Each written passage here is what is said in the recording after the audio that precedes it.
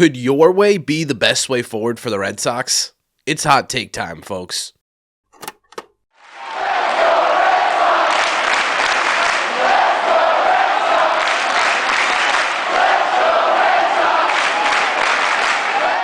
What is going on, everybody? Welcome back to Red Sea Radio. My name is Corbin, and thank you very much for clicking on this video. One of my favorite things to do during the offseason, especially when we're talking about making content on this channel, is reacting to some of the wild takes / predictions that go on during the offseason as to where the Red Sox are going to end up. But my all-time favorite thing to do is react to your guys' opinion, right? How do you think this offseason is going to line up, and what does it mean for the future of this Red Sox team? So that's exactly what we're doing in today's video. For the first time, we are taking a look at your hot takes regarding where the Red Sox end up this offseason. We're going to start right here with a whole lot of Triston Casas talk. Whether or not the Red Sox are going to end up trading Triston Casas. Now, most of the takes were about the Red Sox actually trading Casas, like this one from Meek, who said Casas will not wear a Sox uniform beginning in 2026. Then Tom Dog also, we trade Triston Casas, right? And I understand why a lot of people want to trade Triston Casas. You know, it so far hasn't really worked out in terms of him being able to stay healthy, right? And even when he's been healthy, there's been some up and down points throughout his career so far. And, you know, you look at it and you say, look, we want to upgrade the offense. Could this be exactly the right place to upgrade the offense? And the problem with this take, and the reason why I'm going to end up disagreeing with this take ultimately, is because it's not really worth it for the Red Sox to trade this guy right now. He essentially doesn't have any value on the trade market, right? I don't think it's a negative amount of trade value, but it's certainly nothing positive either. This guy is not going to be playing potentially at the beginning of the year next year. He's gone 2 seasons in a row where he's had a sort of freak season-ending injury. Teams aren't exactly lining up to sign Triston Casas up to play first base for their ball club, right? So unless the Red Sox just simply give him away, which again also doesn't make a ton of sense because you know what he could potentially be at the major league level, I don't think he's going absolutely anywhere. But there is some optimism amongst Red Sox Nation because we also got hot takes like this one from Super Sith Lord. Red Sox will have a monster offseason and re-sign Bregman, trade for Joe Ryan and Hunter Green, one of which will require Wilyer Abreu, and sign Kyle Tucker. This is unbelievably ambitious, right? If this ends up happening, the Red Sox are going to have one of, if not the best, clearly the best offseason amongst all Major League Baseball teams. I mean, you'd immediately be probably the favorite to win your division next year.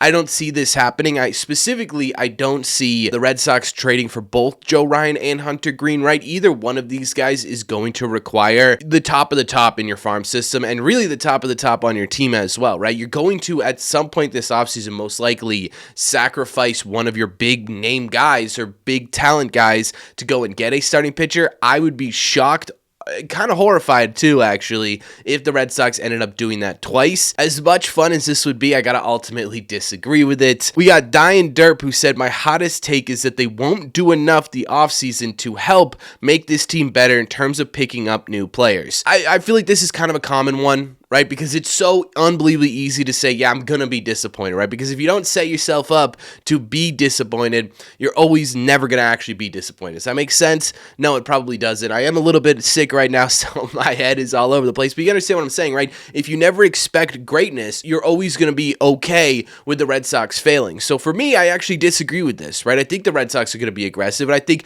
you should expect the Red Sox to be aggressive because that's what a big market team on the cusp of being a legitimately competitive ball club in baseball should be acting like. And I think we need to hold these guys to a higher standard and expect greatness and then react to being disappointed as opposed to expect disappointment and then feel vindicated when you do get disappointed. So I'm going to disagree with this one. This one to me is one of the bigger ones. By R. McIntyre, he says, Red Sox move both Abreu and Duran and bring in Kyle Tucker. Now, we've already talked about someone who's talked about Kyle Tucker already in this video. We've also had multiples of this. And you know what? I don't totally hate this idea, right? Obviously, losing both Duran and Wilyer Abreu is an unbelievably massive hit to the Red Sox offense, but at the same time, too, if we're talking about who is the best fit for filling all the holes the Red Sox offense currently has, it's Kyle Tucker. This guy's got power. This guy's got a low strikeout potential, a high walk potential. He's got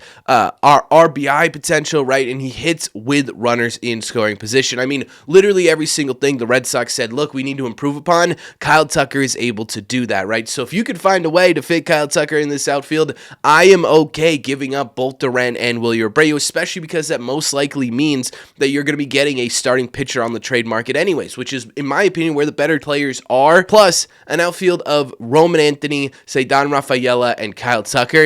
Yeah, I think that could win them a World Series, right? I think that would be an unbelievable outfield. So I'm going to agree with it. In reality, I don't think it's going to happen, but I like the idea anyways.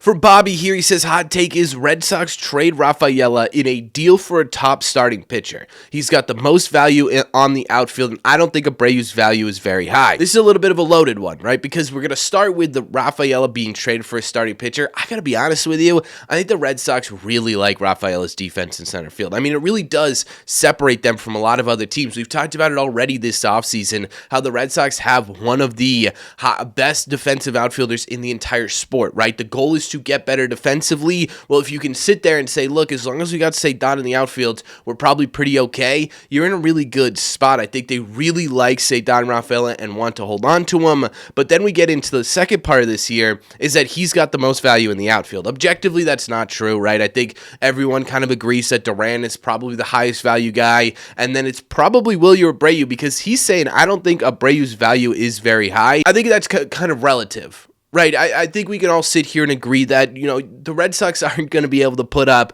Wilyer Abreu 1-for-1 and bring back Paul Skeens or Tariq Skubal. That's just not going to happen here. But I do think there are a lot of teams, specifically rebuilding teams, that would be very interested in Wilyer Abreu. He's under control for a pretty long period of time here. He's still growing and maturing at the plate, and I think that would align really, really well, especially now that he, has proven he can be a power bat at the major league level with Gold Glove defense to a team that's, 2.5, 3 years from being a competitive baseball team. So I don't think he's unvaluable, but I understand what he's saying here, and that, you're probably not putting him as like the guy in a trade for a lot of these starting pitchers, but he definitely would help in terms of getting any of these guys. Then we've got this one, Houck gets non-tendered. I kind of agree here. This is a little bit of a hot take, absolutely, but, you take a look at the timeline here, and Tanner Houck's not going to be ready to go until bare minimum the 2027 season, probably midway through the 2027 season. Then he's a free agent after that year, right? So not only do you have to pay him to rehab, pay him to get back on his feet, pay him to get back into baseball shape, you could then end up losing him after he does that 3-4 months after he comes back, right? And I don't know that the Red Sox are going to be super hell-bent on having that happen at, especially with the crowded rotation that they have right now. As much as Tanner Houck is an unbelievable talent, timeline-wise, it just might not make sense to commit so much to him when you've got Cutter, Tolle, Early, Perales, Witherspoon, Harrison, right? All of these guys who are already fighting for spots, and you want to add someone else to it.